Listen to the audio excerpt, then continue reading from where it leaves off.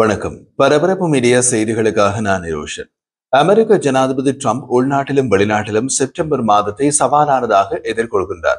அவர் கண்களை மூடிக்கொண்டு கொடுத்த பல கால அவகாசங்கள் இந்த மாதம் முடிகின்றன. இதை தவிர இந்த மாத இறுதி காலக்கெடு அரசாங்க முடக்கத்தை தவிர்க்க காங்கிரசுடன் பேச்சுவார்த்தை நடத்த ஜனாதிபதியை கட்டாயப்படுத்தும்.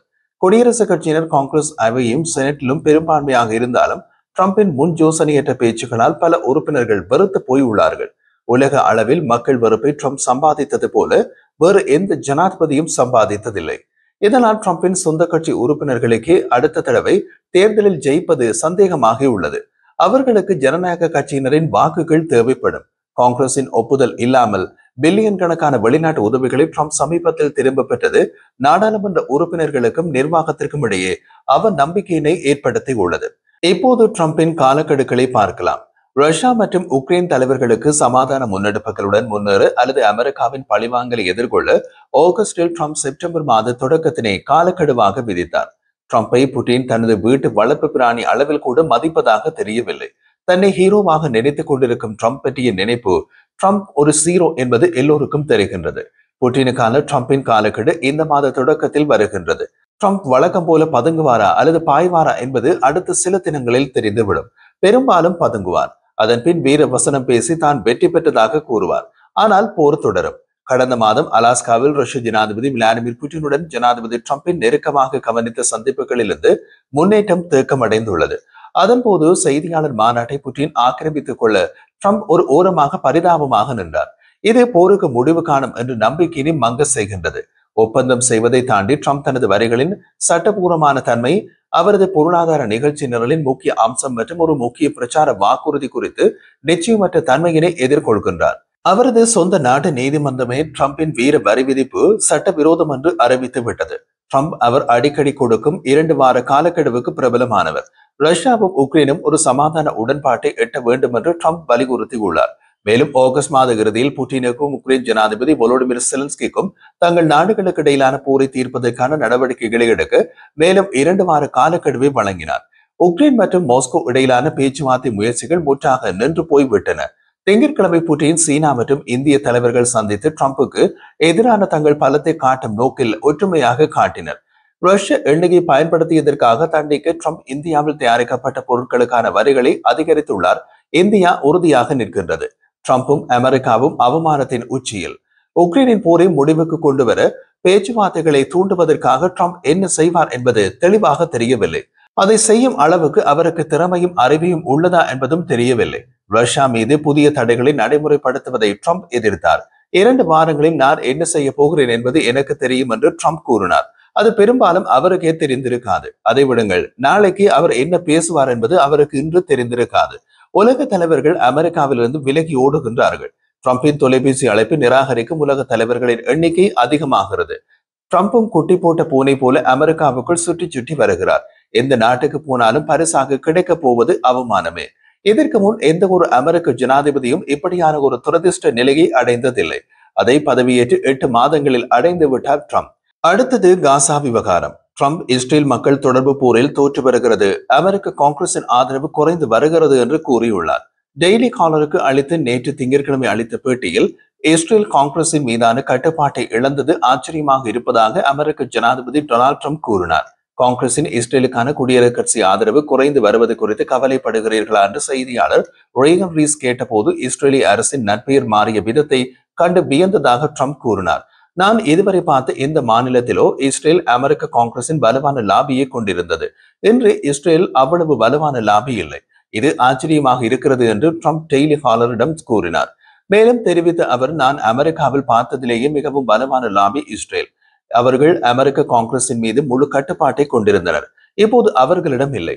அது உங்களுக்கே தெரியும். அதை பார்த்து நான் கொஞ்சம் ஆச்சரியப்படுகிறேன் என்றார். ஆனால் அதன் பின்னணியில் ட்ரம்ப் தான் இருந்தார்.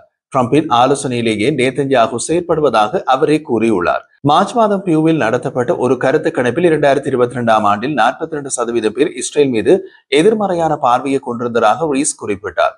கூடுதலாக பியூவால் வாக்களிக்கப்பட்ட குடியரசுக் கட்சியினரில் பாதி பேர் இப்போது இஸ்ரேலை எதிர்மறையாக பார்க்கிறார்கள் என்றும் அவர் ட்ரம்பிடம் கூறினார்.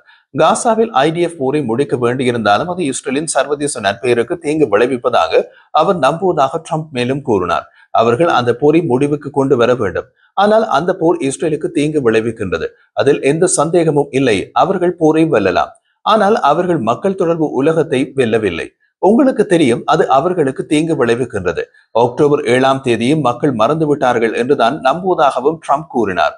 இது இஸ்ரேல் மீது சாதகமற்ற பொதுக்கரத்தை வளர்க்க வழிவகுத்தது. ஈரானுடனான சமீபகால தாக்குதல்கள் உட்பட இஸ்ரேலுக்கு நான் செய்ததை விட வேறு யாரும் அதிகம் செய்யவில்லை என்று அவர் தெரிவித்தார். இந்த கூட்டு ட்ரம்ப் பகுதி பணைய கைதிகள் ஒப்பந்தத்தை எதிர்க்கிறார் என்று பிரதமர் பெஞ்சமின் நேத்தன்யாகுவின் கூட்டை தொடர்ந்து வருகிறது. அமெரிக்க ஜனாதிபதி டொனால்ட் ட்ரம்ப் தம்மிடம் கூறியதாக நேத்தன்யாகு மேற்கோள் காட்டியது என்னவென்றால், பகுதி ஒப்பந்தத்தை மறந்து விடுங்கள், முழு ராணுவ பலத்துடன் காசாவுக்குள் உள்ளே செல்லுங்கள், ஹமாஸின் கதையை முடித்துவிட்டு போரை முடிக்கவும் என்பதுதான். நேத்தன்யாகுவின் எதிர்ப்பு உண்மையானது என்பது எங்கள் கருத்து. அவர் ஒரு பகுதி ஒப்பந்தத்திற்கு உடன்பட மாட்டார். காரணம், அதுதான் ட்ரம்பின் விருப்பம் என்று இஸ்ரேலிய அமைச்சர்கள் தெரிவித்தனர். அவர்களது கூற்றுப்படி காசா போரை ட்ரம்ப் நடத்துகிறார். ஐடிஎஃப் தலைமை தளபதி லெப்டினன்ட் ஜெனரல் எல் ஜமீர் அமைச்சரவை கூட்டத்தின் போது அரசாங்கத்தின் திட்டம் மற்றும் பகுதி காசாவை பணைய கைதிகள் ஒப்பந்தத்திற்கு பிரதமர் பெஞ்சமின் நேத்தன்யாகுவின் எதிர்ப்பு குறித்து உரையாற்றிய போது, நீங்கள் ராணுவ ஆட்சியை நோக்கி செல்கிறீர்கள், அதன் தாக்கங்களை புரிந்து கொள்ளுங்கள் என்று கூறினார். அமைச்சரவை செயலாளர் ஜோசப் ஃபுட்ஜ் அதற்கு பதிலளித்து, அது உண்மை அல்ல என்றார். ராணுவ ஆட்சிக்கு பதிலாக தன்னார்வ குடியேற்றத்தை ஊக்குவிக்க முடியும் என்று தேசிய பாதுகாப்பு அமைச்சர் இடாமர் பென்-குவீர் கூறினார்.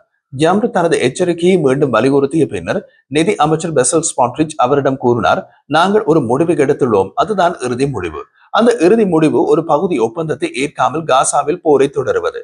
பகுதி ஒப்பந்தம் என்று இங்கு கூறப்படுவது பணிய கைதிகளின் ஒரு பகுதியினரை, அதாவது 10 பேரை விடுவிப்பது. கூட்டத்தில் அமெரிக்க நிர்வாகமும் பகுதி ஒப்பந்தத்தை எதிர்க்கிறது என்று நேத்தன்யாகு பாதுகாப்பு அமைச்சரவையிடம் கூறினார். அவர் மேலும் கூறிய போது, பகுதி ஒப்பந்தங்களை மறந்துவிடுங்கள், முழு பலத்துடன் உள்ளே செல்லுங்கள், ஹமாஸின் கதையை முடிக்கவும் என்றார். அதை அமெரிக்க ஜனாதிபதி டொனால்ட் ட்ரம்ப் கூறியதாக நேத்தன்யாகு மேற்கோள் காட்டினார். சர்வதேச சமூகத்தில் இருந்து இஸ்ரேலின் சட்டபூர்வமான தன்மை குறைவாகவே உள்ளது. மேலும் பகுதி ஒப்பந்தத்திற்காக போரை இடைநிறுத்தம் செய்வது ஹமாஸை அளிக்கும் முயற்சிக்கு தீங்கு விளைவிக்கும் என்று கூறினார். இப்படித்தான் ட்ரம்ப் காசா விவகாரத்தை கையாளுகிறார். அவரை பொறுத்தவரை ஏதோ ஒரு இடத்தில் போர் நிற்க வேண்டும், அதற்கு காரணமாக அவர் இருக்க வேண்டும். அதனால் அவருக்கு உலக சமாதானத்திற்காக நோபல் பரிசு கிடைக்க வேண்டும். இப்படி வெளிப்படையாக சீப் அமெரிக்க ஜனாதிபதி இதுவரை உலகமே கண்டதில்லை. மறுபக்கத்தில் இந்தியா மீது ட்ரம்ப் தனிப்பட்ட காரணங்களுக்காக விதித்திருந்த 50% தடையால் ஏற்பட்டுள்ள சர்ச்சைகளுக்கும் பதிலளிக்க வேண்டிய நிலையில் உள்ளார் ட்ரம்ப். இது அமெரிக்காவையே திருப்பி தாக்கலாம். இந்தியா மீது அமெரிக்கா விதித்து 50% வரை அமெரிக்க நிறுவனங்களுக்கு பெரும் தாக்கத்தை ஏற்படுத்தும் என்று பொருளாதார நிபுணர்கள் தெரிவித்துள்ளனர். இந்தியாவில் செயற்படும் Pepsi, Coca Cola, KFC, McDonald's, Subway போன்ற பன்னாட்டு நிறுவனங்கள் இந்த வரி விதிப்பால் இந்திய மக்களால் புறக்கணிக்கப்பட வாய்ப்பு உள்ளது. மேற்கு மற்றும் தென்னிந்தியாவில் அமெரிக்க ஃபாஸ்ட் ஃபுட் மெக்டொனால்ட்ஸ் இயக்கம் West Food Life World Limited 2024ஆம் ஆண்டு நிதியாண்டில் 2390 கோடி ரூபாய் வருவாயை பதிவு செய்துள்ளது. பெப்சிகோவின் வருவாய் அதே ஆண்டில் 8200 கோடி ரூபாய். இந்தியாவில் கடந்த 3 ஆண்டுகளில் பெப்சிகோ சுமார் 3500 தொடக்கம் 4000 கோடி முதலீடு செய்துள்ளது. இந்தியாவிலிருந்து அமெரிக்க நிறுவனங்களை புறக்கணித்தால் அமெரிக்காவுக்கு பெரும் இழப்பு ஏற்படும். இது அமெரிக்காவுக்கு லாபமா நஷ்டமா?